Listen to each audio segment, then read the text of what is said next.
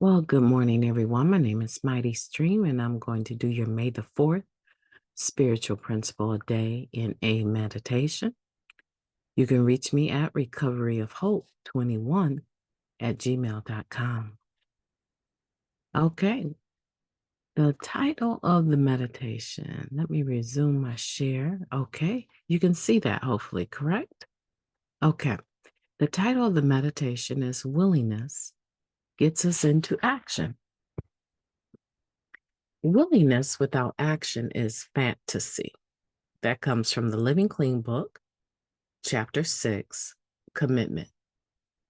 Those of us who weren't stoned out of our minds for middle school science may recall the law of inertia.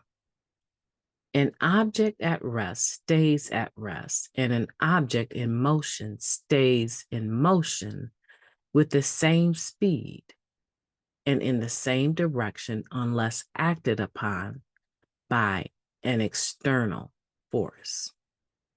In other words, things tend to keep doing what they're doing unless something intervenes. The same might be said for people. When humans experience inertia, it can signal our resistance to change. Addicts sometimes take this to the extreme. Imagine that. When we get stuck in place or in constant motion, a powerful force may be needed to provoke change. That's why getting through the doors of our first meeting is so extraordinary. This first, often tentative action demonstrates a sublime willingness. Looking back on our first hint of surrender, many of us might sense the presence of an external force that propelled us into action. Individually and collectively, you might say that the force is strong with us. Then and now, meetings can provide a potent antidote to inertia. They offer inspiration and help us imagine a future without drugs. Beyond fantasizing, we learn from each other's experience and try out practical new tools. We give ourselves a break and learn to let momentary or even obsessive thoughts of using come and go.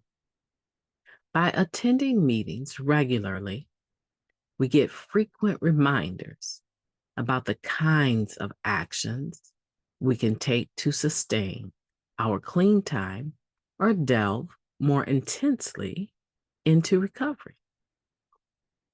The NA program holds the potential to change the direction or speed of the addict who still suffers, but it takes some cooperation and effort on our part. As one member pointed out, we say, it works if you work it, not it works if you fantasize about it.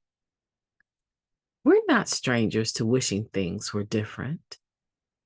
In NA, we still hope and pray, but then we roll up our sleeves and get to work. As the age-old saying goes, if nothing changes, nothing changes.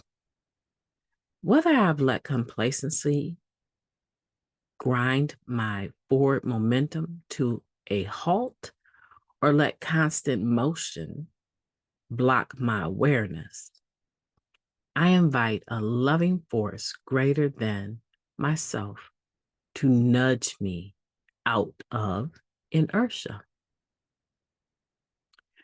Willingness gets us into action. We're talking about a spiritual principle of inertia and, well, not a spiritual principle of inertia, even though I believe it is spiritual.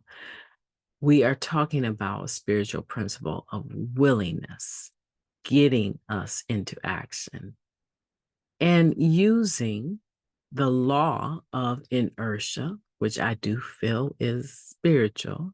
We're using this law of inertia to our benefit, to nudge us to take action or to nudge us to allow something, another force, a powerful force outside of ourselves to provoke change, to get us moving out of complacency, to get us moving out of our own self-obsession, our own self-awareness, where we're moving towards the goal of recovery.